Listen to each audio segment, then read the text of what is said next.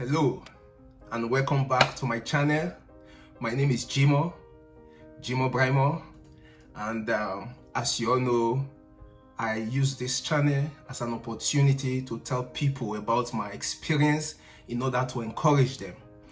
So today I'm going to be telling you about the challenges, the failures I experienced over the space of 20 years in my attempt to study abroad while I was still back in Nigeria, and how I overcame them, so that somebody will be encouraged in case you are going through anything, you are facing some challenges and you need a word of encouragement. We all need words of encouragement to overcome our challenges. All right, so my journey to study abroad started far back in 1998. By then computer, internet was just coming up and bubbling. By then we didn't have smartphones or personal laptops to work back in Africa, in Nigeria where I'm from. So what we did then, what we used to do is go to a cyber cafe. You just go there and browse and all that. So yeah, so my first attempt, though now I am in the United States doing my PhD, then my first countries that I targeted were the Scandinavian countries, because the information available to me then was that tuition free in the Scandinavian countries were free.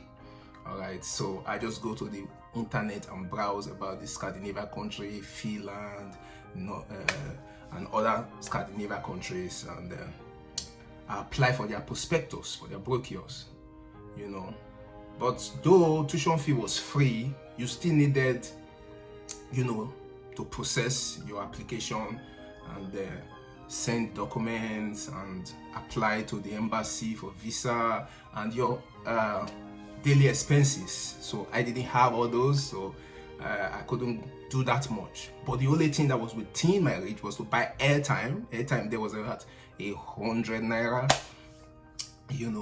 to apply to get airtime. What do you say now? To have access to the computer and to the internet. And then I apply for this prospectus, and the prospectus are shipped down. So I just sit down and look at the prospectus, see people reading, the faculties. By then my interest was in law, so I just go to the law department and see what they have to offer. And that was all I could do, and I applied to a lot of schools like that, which they sent to me, and I kept encouraging myself and kept doing that. And after that, because I finished secondary school in 1996, okay, so I did this till like 1998 before I now went into the University of Benin, where I did my diploma and then did my degree. I did my diploma in law before I now got admitted to the foreign language department, where I did French and German. So by the time I graduated, I started applying to, my attention shifted from Scandinavian country to France, sorry.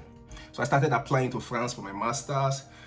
I applied over and over again, but I got rejected, and that was very sorrowful. It was very strange, because first of all, I graduated with a first class, and then secondly, I had a C2.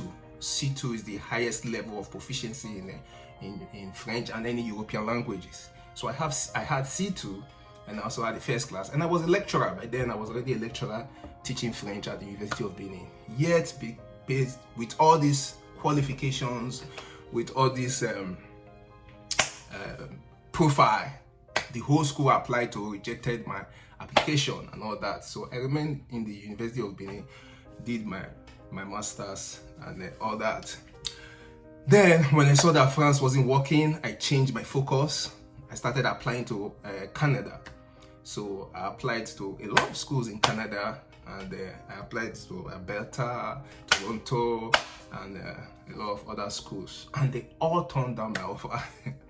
So I kept applying. I still didn't give up. I kept applying. Then I applied to a school, Sherbrooke, University of Sherbrooke, and they gave me admission in Canada.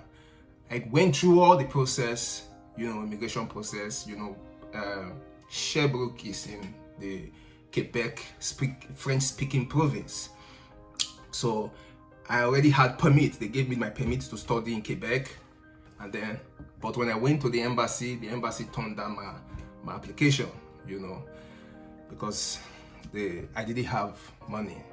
Though I took a family member's statement of account, but the money was not in my account, so they didn't accept it. They rejected my offer at the embassy, and by this time I was already married, so the process was more difficult and more expensive this time compared to when I was single, when I was applying to the Scandinavian country and to the French country. But I didn't give up. It was really tedious. I really can't go into details, but it was still tedious. So I had to defer my admission to the next year. That was in 2015. I had to defer it to 2016.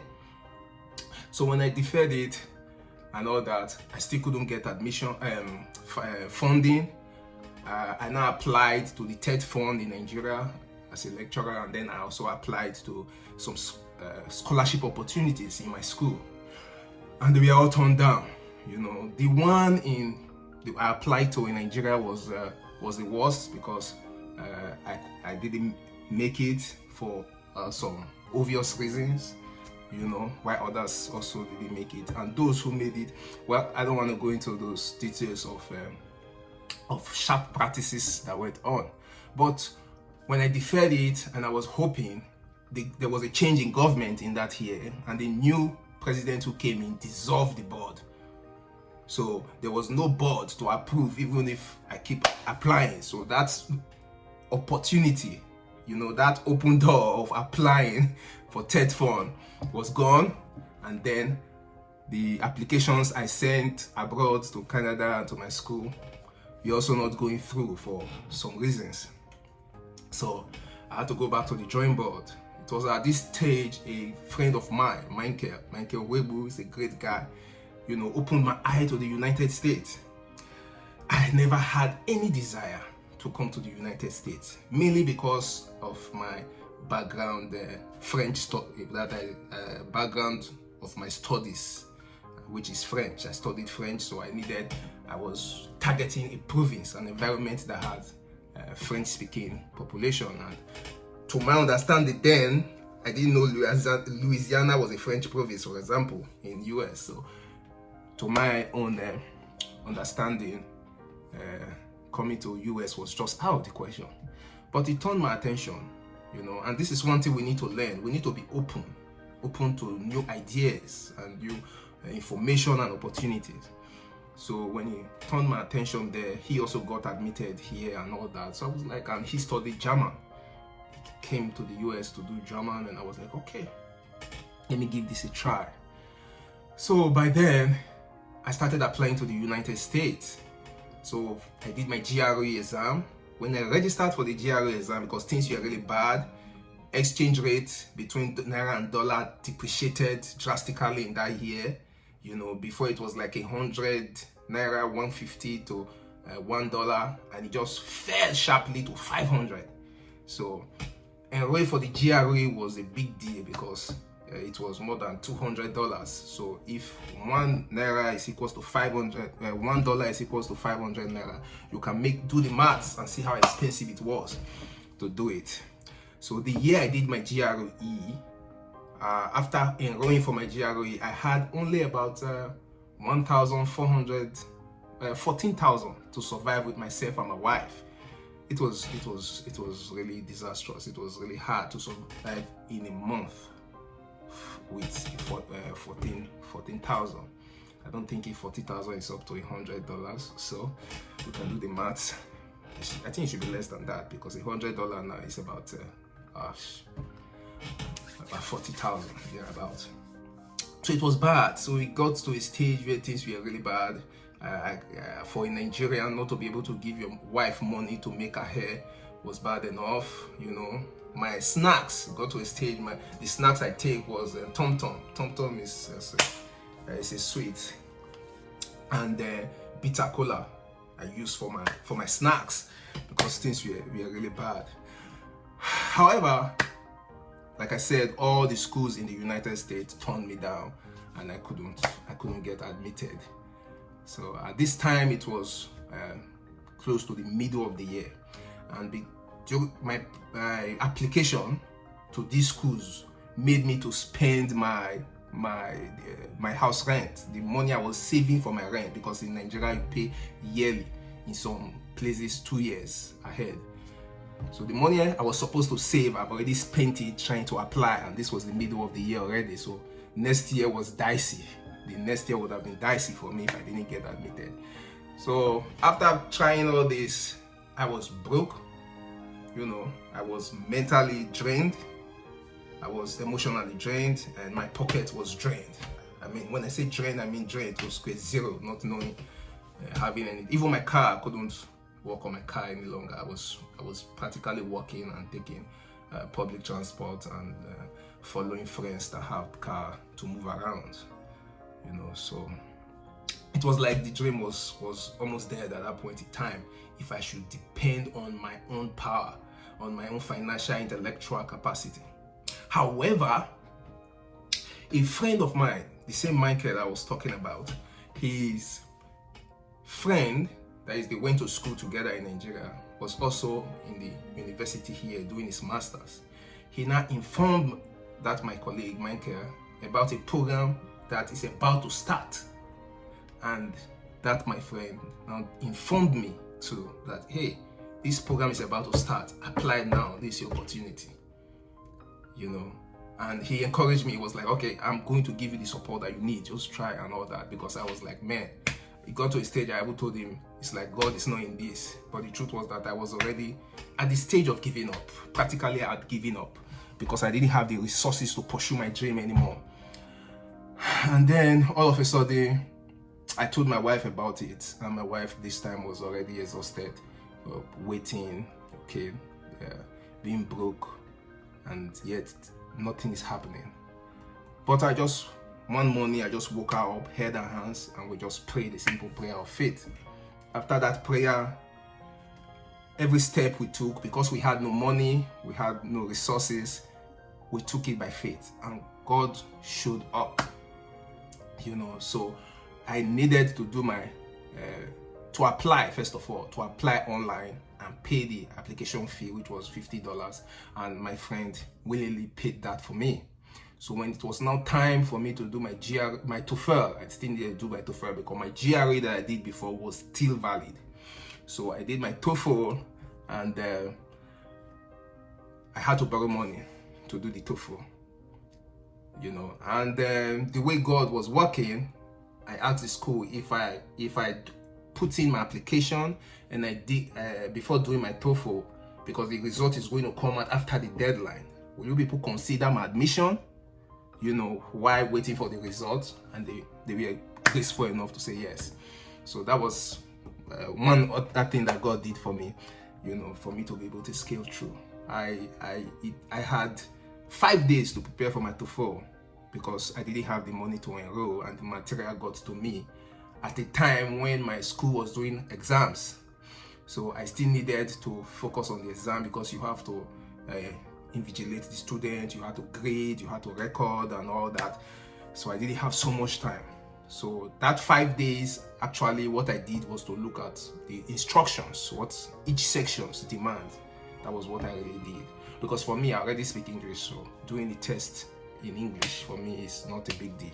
So as God will have it, yes, I did pass. So time will really fail me to go into details, every step that to take, and how God showed up. But that was how I applied to the school that I'm in now, and I got admitted. You know, I got the admission, went to the embassy, they gave me visa. And at that time, people were like saying, oh, the president of America will not give you admission, don't go to America, come to Canada, come to this. But they didn't only give me, they also gave to my wife, you know. And then we came down, and when we got here, it has been favor all the way. And now, next semester will be my final year doing my PhD program, which is a 5 years program. So why am I telling you this story?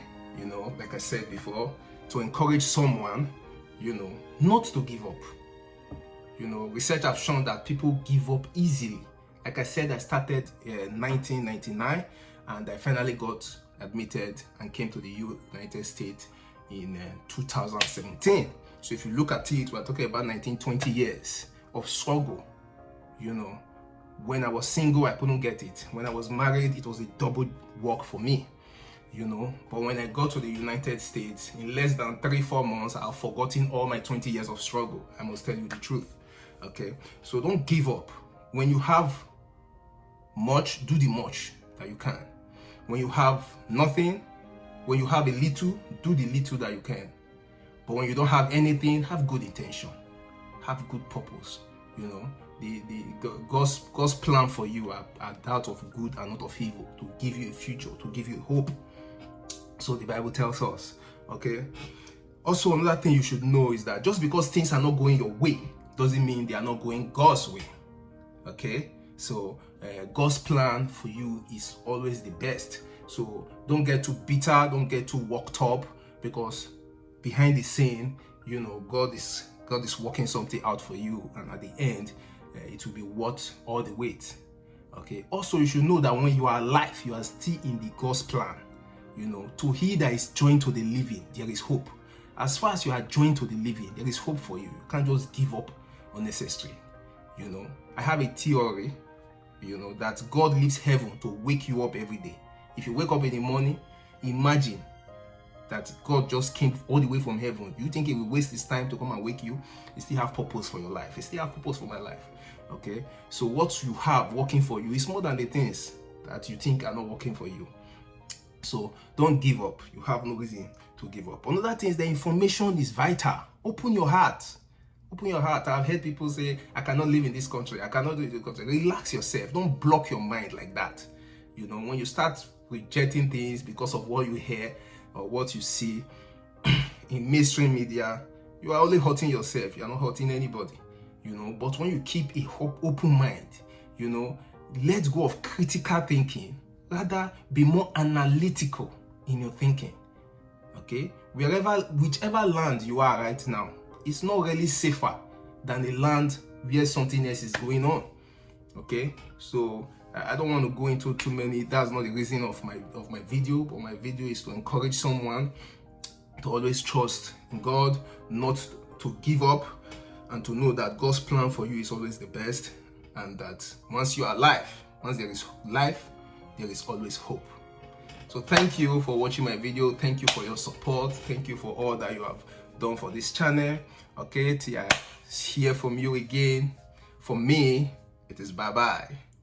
Thank you. Bye.